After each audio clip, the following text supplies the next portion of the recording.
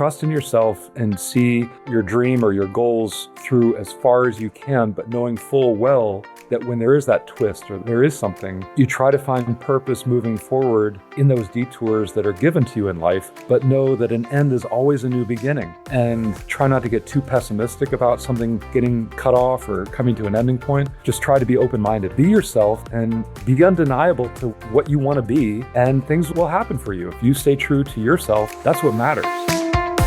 Hi, everyone, and welcome to Path Found, the podcast about the real, messy, unexpected journeys that lead us to the work we love. I'm Monica Argandonia, and every week I talk with someone whose story proves there's no single right way to build a meaningful life. My guest today is MacNeil Lyons, naturalist, former National Park Service employee, and founder of Yellowstone Insight, a private guiding company based in the northern part of Yellowstone National Park. MacNeil grew up in Boulder, Colorado, and on the Chesapeake Bay, fell in love with open landscapes early, and set his sights on becoming a park ranger while writing a high school essay about his 10-year plan. Spoiler, he pulled it off, 1 year ahead of schedule. What followed was 9 years of seasonal and term positions across the National Park Service, from the Marin Headlands to the Blue Ridge Parkway to Yellowstone's education programs and wolf monitoring teams, before MacNeil made the pivot to the nonprofit world and eventually to running his own show entirely. For the past decade, Yellowstone Insight has been MacNeil's vehicle for doing what he's always done best, taking small groups of curious people into one of the most extraordinary places on Earth and helping them actually see it. Not just the geysers and bison, but the geology, the ecology, the history, and the quiet moments between.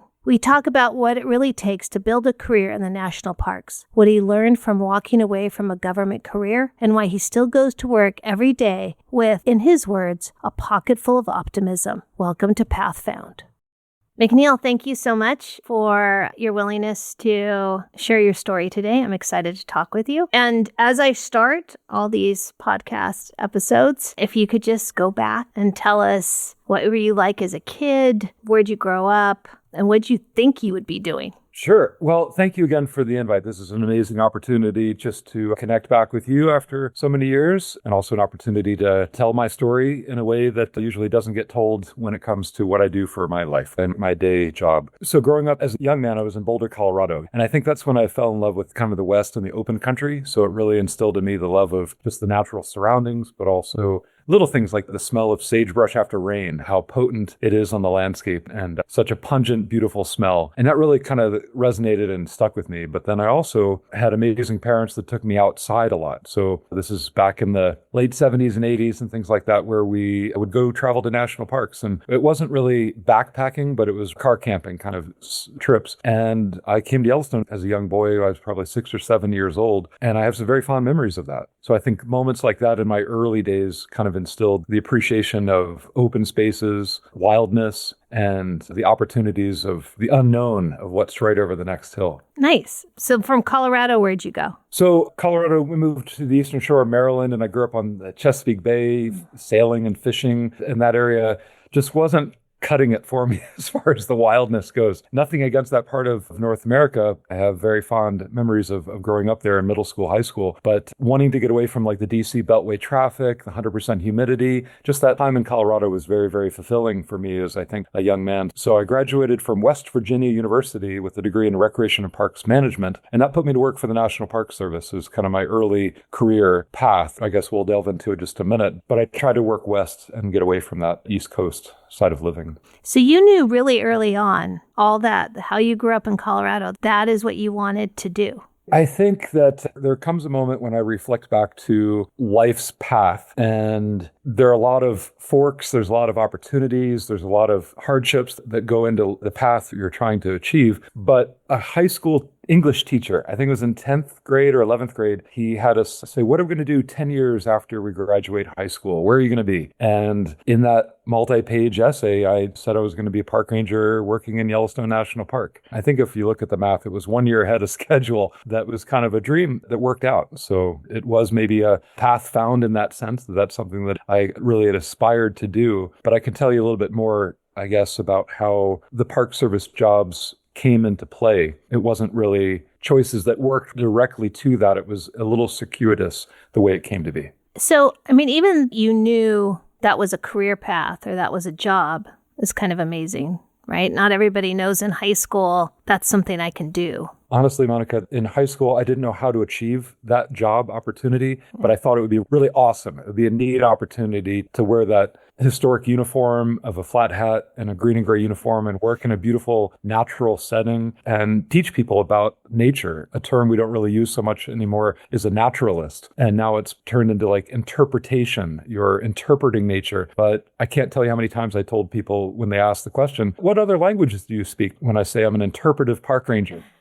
So you're interpreting nature, and that's where it goes into that older school terminology of a naturalist, where you're kind of incorporating the geology, history, ecology, and mixing that all together. I had no idea in high school how to achieve that, but I can think through the next couple educational moments in life where you move on to college and you have, I wouldn't call it mentor, advisors that kind of lead you into certain areas. And I can recall that in college at the university in Morgantown, West Virginia, that the gentleman said, why don't you try forestry courses? You know, that's outdoors. Nothing against that. But, you know, the classmates there were in these courses are looking at how many board feet can I get out of that tree when I cut it down? And that was not the outdoor experience or the connectivity that I wanted or was looking for. So I went back and then he said, well, what about this new idea of recreation and parks management? And I had no idea what that was. But what I did appreciate over time is that it gave me a variety of different types of classes that were not pigeonholing me into something specific. It was more dendrology, the study of different types of trees, fisheries, wildlife management courses,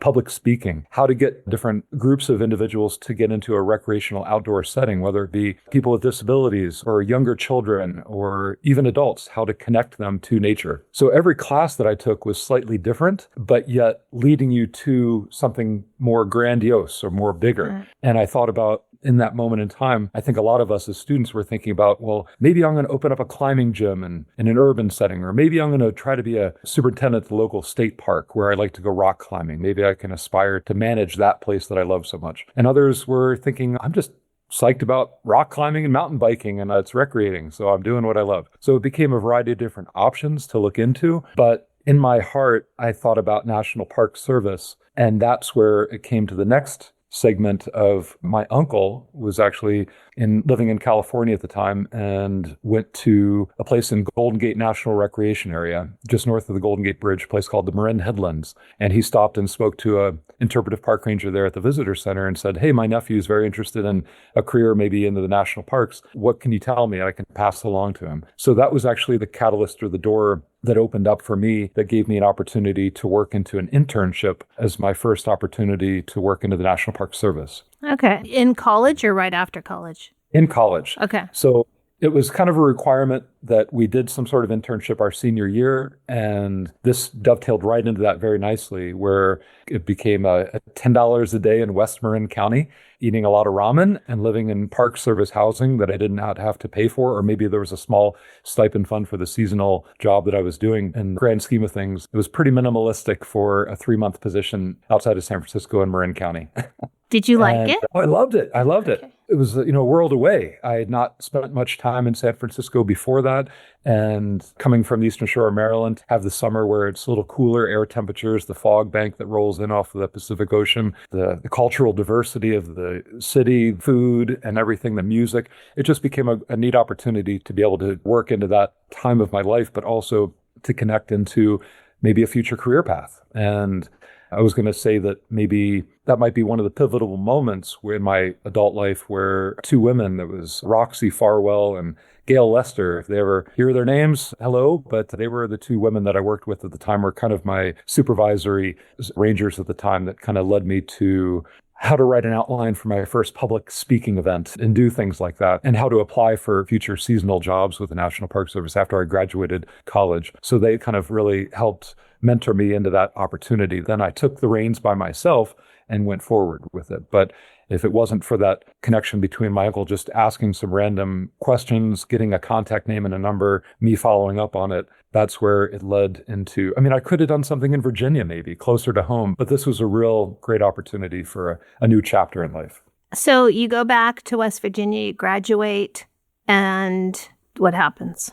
I say this a lot to my guests that I have on a tour now, that when we look at our national park system, a lot of people don't understand that the national parks that we have coast to coast across this great nation are really run heavily on seasonal jobs. So great professional positions, but there's no health benefits, there's no retirement fund starting, and there's no overtime. You just work the seasonal jobs. So I had to figure out how to work my way into the system by getting a first position in the national parks, and then from there, build up that resume. And I thought one of the better opportunities would be to work in a variety of different sites rather than staying in one specific realm, like maybe if you're a history buff, sticking to battlefields and monuments and birthplaces and things like that. I decided Marin Headlands, part of Golden Gate National Recreation Area, ended up working on the Blue Ridge Parkway outside of Roanoke, Virginia. The Blue Ridge Parkway, again, on the North Carolina side in the Highlands District, south of the Virginia border on the North Carolina side. Point Reyes National Seashore, again, in Northern California. And I spent a little bit of a summer season working for George Washington National Forest in Virginia. So a little bit of forestry or U.S. Forest Service work, but primarily just trying to see what opportunities were around. But building up that resume, I think, was very beneficial to getting me lined up for a job here in Yellowstone National Park 26 years ago. Okay, so you ended up Park Service at Yellowstone. Yes. So it started in the September of 2000. I had applied to Yellowstone in a variety of different seasons, but I guess, the resume was still in the building process. In a place like Yellowstone, it's hard to get opportunities here because people fall in love with the location and they don't want to leave, even if it is seasonal. So there were a lot of people doing the positions that I had been applying for that just kept resurfacing for seasonal jobs. So in the summer of 2000, I was working wildland firefighting jobs in Utah and Idaho, and I'd been out sleeping in the sagebrush, breathing smoke for about 7 days or so. And we finally got a night where we could clean up in a hotel. So I woke up the next morning, called my parents early just to check in, say, I'm still alive. Everything is doing well. Here's where we are. And my mother said, thank you so much. I'm so glad to hear that. But also Yellowstone called about your availability for a job. And so I took the pen out and name and number, but we had to get back onto the next fire opportunity. So with the help of my crew boss's cell phone, I was able to contact Yellowstone and accept that job. So as soon as I went back to Virginia from a 20-day, 18-day stretch of fighting wildfires, I had to inform my boss at the time that I was going to be leaving to take a job in Yellowstone. So I started in September of 2000 working in the education office, working a program called Expedition Yellowstone. So I was teaching school programs to classes that were coming here in 4th, 5th, and 6th grade primarily that lived at the Lamar Buffalo Ranch in the heart of the northern part of the park here in Yellowstone. And there were 2 park rangers for that school group that were kind of like maybe your personal guide, but you're a park ranger and you're a teacher. So every day is a different curriculum-based subject matter. So geology day, history day, wildlife, like ecology day. And then we intertwine activities and journaling and artwork and photography, kind of mixing all that into learning styles for students that were coming here to learn. And this became your classroom. And so it was a great opportunity to be a school teacher, but this is the classroom, Yellowstone National Park. Right. But it was only guaranteed 2 months of work. So I drove from Virginia to here for 2 months of work, September, October, and then that led into other opportunities to stick around. And I'm not sure if this gets ahead of us or not, but kind of networking, I think, is a key thing to kind of tie into this part, is that only guaranteed 2 months of work. I put my ear out there for different job opportunities. I know that Yellowstone is one of those national parks that has primarily summer jobs and winter jobs, but there's a slow season in between. So I could apply to a winter position, but I still didn't know what I was going to do waiting for that call or an exception to a job. So heard that Doug Smith, the chief wolf biologist, was looking for volunteers. And so I contacted him and I set up an appointment. Actually, I should do it this way. I say it this way, that I was very professional. We sent him my resume in advance and set up an appointment. And I walked over to his office. I sat down with him, very formal, and said, this is what I can offer you. I'm not a biologist, but I'm a quick learner. And, you tell me how I had to jump, I'll jump and I'll do it. And he let me speak everything. And then he says, you want it, you got it. So it was real simple, real easy. I made it too much, but that was a volunteer position. Correct. That was just a volunteer position. Gave me Park Service housing and, again, a small stipend for, I think it might have been $200 for a month of hard labor. It's 30-day study that they do for November into December. And it's sunrise to sunset for 30 days, monitoring northern range wolf packs and being out in the cold for the entire day. But that's where I was able to wait and then not leave the park. And then winter job called and said, we'll hire you for a winter season at the Grand Canyon of Yellowstone in the heart of the park. And then that led me right into the spring season back with the education program. But these are still jobs that are just a couple of months at a time. Correct. No benefits. And you're just kind of getting through. Okay, but you're young. So Sure. It's 6 at the time. So yeah, I was at that point where I was getting a little bit tired of living in dormitory kind of housing right. or wanting a little bit more stability, whether it was to where am I going to kind of tie down a little bit deeper and set some roots and try and think about purchasing property or getting family started, and all those things are kind of in your mind as you're getting closer to your 30s and knowing full well that every job I'm accepting doesn't have long-term benefits, but you hope that it's going to lead into something else. So how long do you do this? I'm a little bit fuzzy on this timing of things, but I can tell you with certainty that it was 9 years with the quote company, 9 years with the National Park Service as a seasonal or term government job opportunities. And the last position I held was a term job, which some people might understand as you're guaranteed 2 years of work. But at the end of the 2 years, it's not so much the job performance that's evaluated, it's the financial backing of where they're getting money for that position. And so at the end of the 2 years, even though I'd done excellent work and had glowing recommendations with my supervisors and coworkers, it was a hearty handshake and see you later, thanks for your time, because the funding sources have come to an end. So that was about the 9th year, and I didn't want to continue that anymore. And also, I fell in love with Yellowstone. I found a passion for this place that I didn't want to keep bouncing around. That's where I transitioned into another opportunity, and that was to work for the nonprofit partner with Yellowstone National Park, which was then called the Yellowstone Association Institute. And so I found that I could do very similar work, being a good steward to the land, being a mentor to people in the outdoor educational field, and also teach people from around the world, but do it even more in depth than you could as an interpretive park ranger or the educating aspects of what the National Park Service can, working for the government. Now I could work for a nonprofit and expand the topics and delve a little bit deeper. So I took a position as one of the very first resident instructors with the Yellowstone Association Institute. So I could still live out of Park Service housing in Yellowstone, but work out of the North Entrance Gate in Gardner, Montana, and still work in the national park and still be, I guess, recognized as doing good work. But still, it was more permanent opportunities, but still you're working at a nonprofit. So if you're trying to expand family or trying to purchase property, that can be difficult too, especially in a gateway community to a national park. So how long are you with them? This is the hazy time. I'm sorry, I don't remember the exact dates. I got to go back and look at my resume.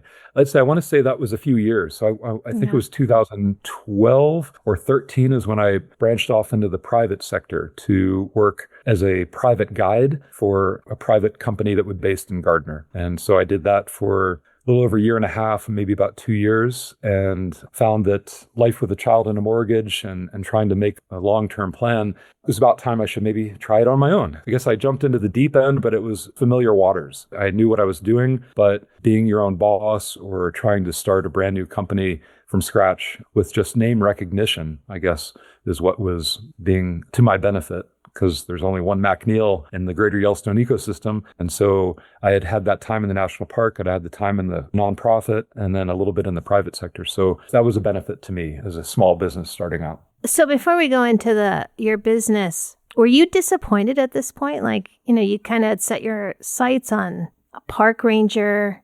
It's not happening. I mean, that's got to be super frustrating. It was very frustrating. And, I don't want to get into all the specific parts of it, but I can say that when you invest a lot of your personal time and efforts, for a person like me, I try to give 150% or 110%, whatever you want to say, just do my best all the time. That came to a point where it made it very difficult to know that that was not going to keep panning out in what I had invested into. I was still in a good place. It was just a matter of trying to make that pivot or, that career turn to do something that you're doing the right thing. It's just not what it was thought to be. Like early path, I would say that a good friend of mine in college, we kind of shook hands at graduation and said, we'll see each other at superintendent meetings. We both aspired to work for the National Park Service. And we chose two different ways. He went to the Peace Corps, where if you devote 2 years of your life in a volunteer position, maybe not knowing where in the world you're going to be sent, but after the end of the 2 years, you can apply to permanent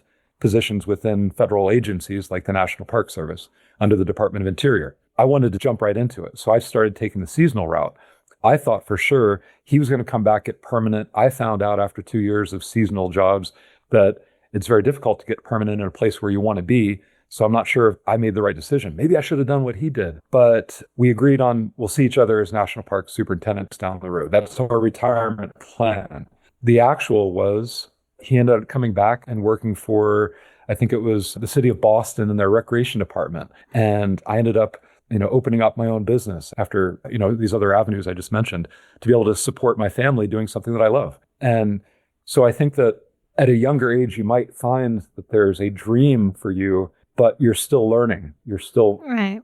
working that path. And it doesn't have to be that goal. It might be something that's very similar, but in a completely different realm, a different aspect. So I think that was something that evolved over time, that I wasn't mad or annoyed that I didn't have that life dream come true.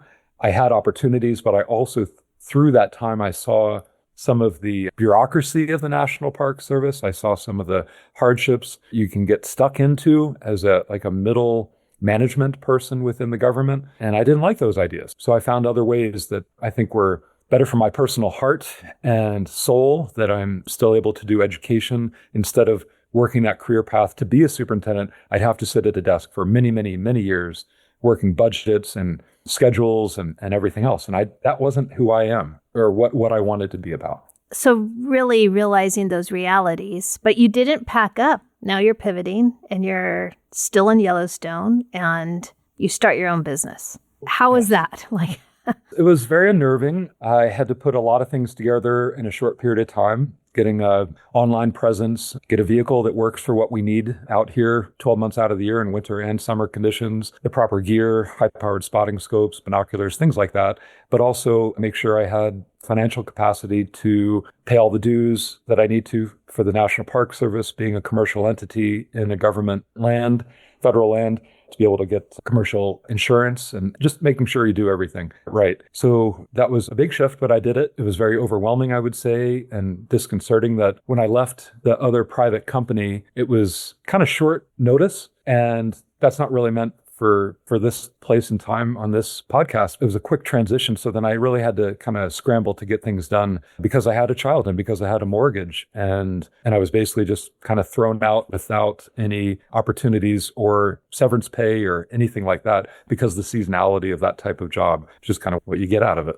So it was very scary, but it took a little bit of time. But I would say that, again, because of the person that I am, because of the history that I had in this place, it definitely was a benefit, not just opening up a brand new business, starting from scratch. I had history here. Right. So how long have you been doing that now? This is 10 years. So successfully managing a small business this is my 10th year running now. And that's through COVID. That's through international travel restrictions. That's through flood event in 2022 where I lost access to the park and $60,000 went refunded from tours that were already booked on our schedule that I had to refund because it was out of our control. So there was a lot of hardships in continuing forward and staying optimistic, staying positive, and keeping it running. So just what do you do exactly? What is your business? So it's called Yellowstone Insight.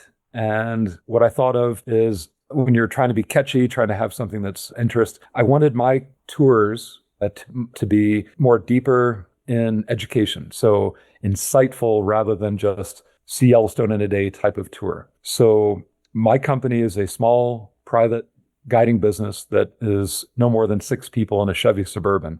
I'm your personal guide throughout an 8-hour tour experience day, but we can have multi-day trips and the subject matter is whatever you want. So it's very personalized, very customizable. And geology, history, wildlife watching, photography, human history in the park. Or we could dovetail all that into one tour and just answer all the questions you might have about all the different subject matter. So it's a private guided experience based out of the northern part of the park. So we can pick up in the park or adjacent the northern area, but it's pretty much goes throughout most of the park. It's all about the best experience I can give to you. Are you busy? I am overly busy. So as a small business, I expanded to the point where I even hired 2 friends that were looking for a different avenue of work. One was retiring from the Park Service. The other one was a good friend of mine in the nonprofit side of things that she wanted to go a little bit more on the private side. So anyway, I expanded and bought 2 new Suburbans, bought more gear, had employees for a little while. But again, after the hardships in the tourism business after COVID and the flood and everything else, and then not only trying to manage the business, but also be a husband, be a father. My family, we moved from Gardner to Bozeman in 2020, and that's a whole nother avenue, but the small community was getting a little bit more difficult for family life through Airbnb and VRBOs taking over the small gateway community as an unincorporated town. There was not a lot of oversight or rules and regulations. So with a young daughter who's also getting very interested in swimming, where there are no pools in Gardner, we jumped ship and we had to sell our property in Gardner to buy in Bozeman. So I was kind of commuting an 85-mile distance, trying to manage the business, working into the park, but also being a father and a husband in Bozeman. So a few years passed after that transition where it wasn't a healthy lifestyle for me. I was trying to, manage myself, my family, but also try and keep employees happy. And so I decided that we all parted on great level, but it was time for me to just kind of settle down and take care of myself, take care of my family, and do what I do with the business that I opened by myself anyway. It was not meant to really be a big, big business. That wasn't my goal. That was not my objective. It was to be a small footprint on Yellowstone and give a quality opportunity for visitors coming through. So it's just you now. Just back to me. Yep. Do you like what you do? I love what I do. Yes, Monica, every day it's something different. And yes, there's mundane aspects of any job you can go to. There's some negative aspects of every job. But I found early in my, adult life that sitting in a cubicle or sitting inside an office structure with fluorescent lights up above was not meant for me. I needed fresh air. I needed movement. And so every day I go to work, it's always something new because the season changes, the light changes, the wildlife is never the exact same spot.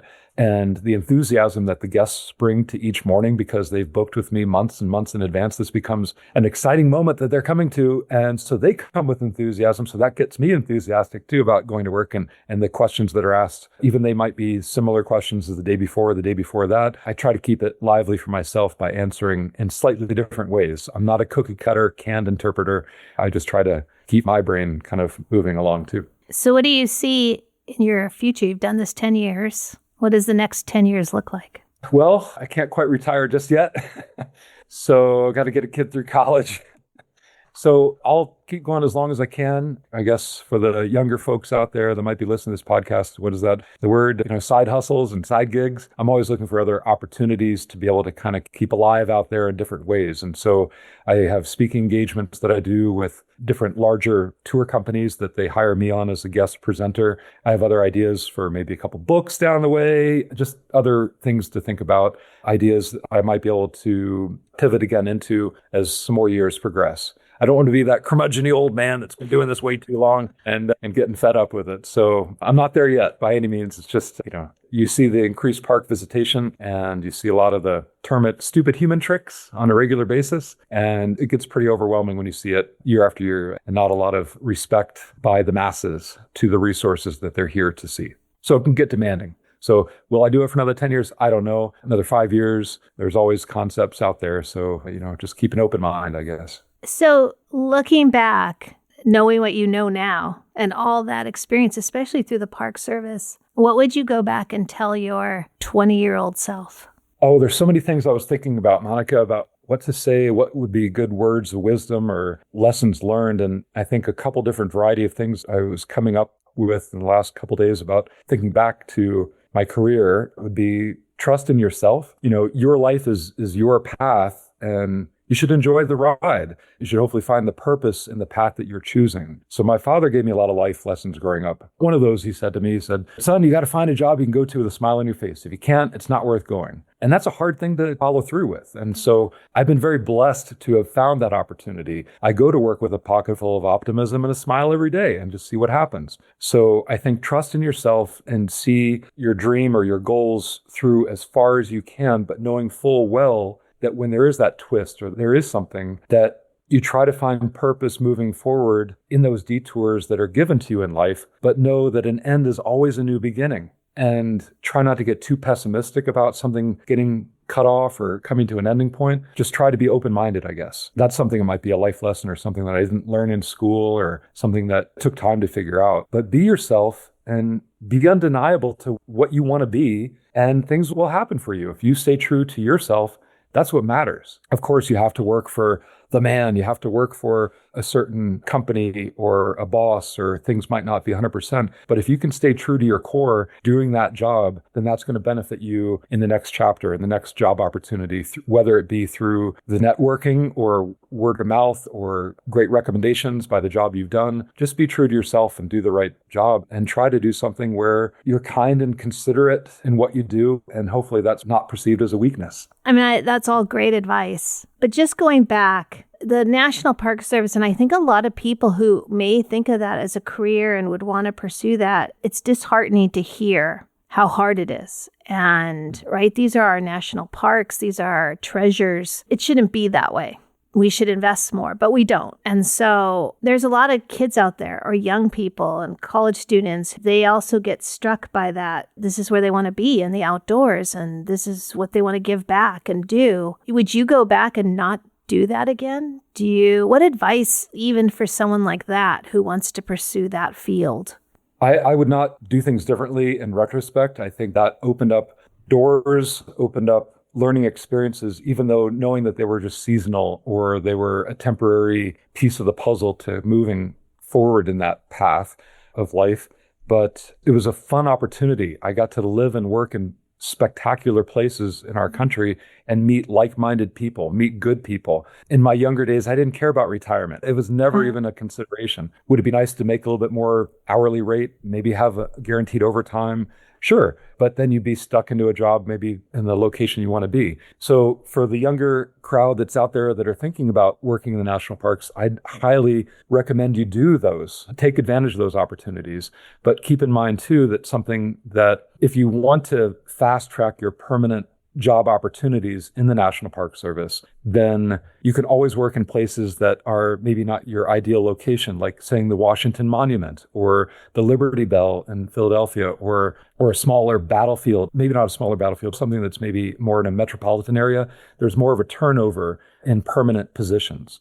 So I do remember that was an opportunity. I could work in Washington, D.C., but the permanent position was at a GS5 or grade series 5, which is pretty minimal pay for living in Washington, where the cost of living is high. So there are opportunities to be able to get permanent status sooner, but I chose more of that, follow my own dreams and stay in the locations I wanted to stay in. So once I got the hook in Yellowstone, I wanted to stay here and ride that wave as long as I could without saying, okay, I've given it 2 years or a year and a half. I'm not getting any younger. Let me try to apply for that job in New York City or Washington, D.C., and see what happens. Right. But that was just me personally. So I think that there's great opportunities that are still out there, and don't let any negativity I might have said about these opportunities come across as a closed door to you.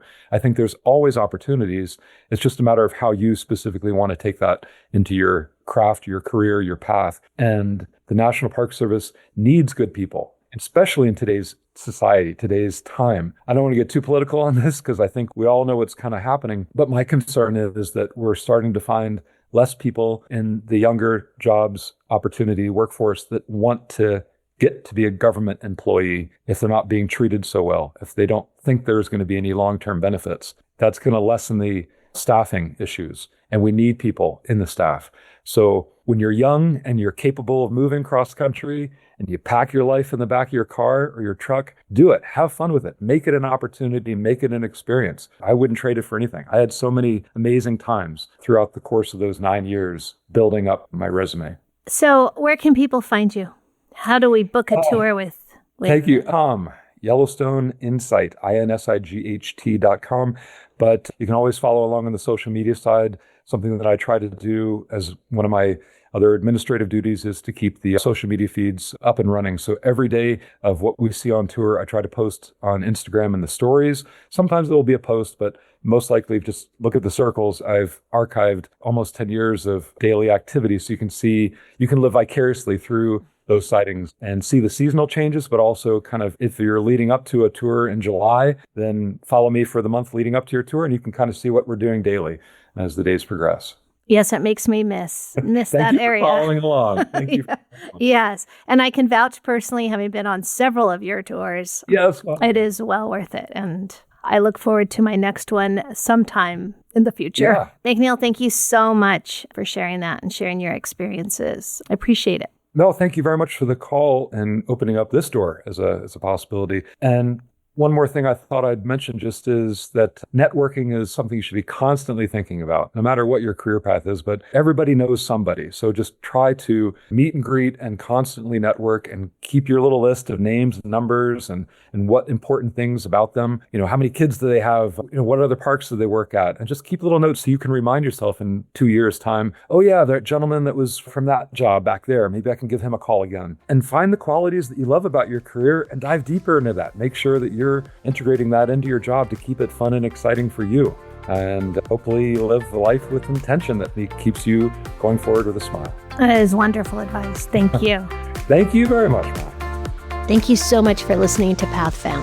If anything we talked about today connected with you or gave you a new perspective, we'd love it if you subscribed, left a review, or shared the episode with someone you care about. You can also find us on Instagram at Path Found Podcast. To explore more stories, resources, and ways to get involved, visit KeystoneNetwork.org. This podcast is just one part of the journey. At Keystone Network, we're helping young people and anyone figuring it out as they go build meaningful futures one step at a time. A huge thank you to my podcast editor, David Strutt. You can find him on LinkedIn for helping bring these stories to life, and to Elizabeth Miner at Silvermine Creative for the beautiful artwork and web design. And if you're on your own path, navigating the unknown, making a pivot, or simply figuring it out as you go, just know you're not alone. The route may not be linear, but there's always a way forward. I'm Monica Argandonia, and I'll see you next time on Path Found.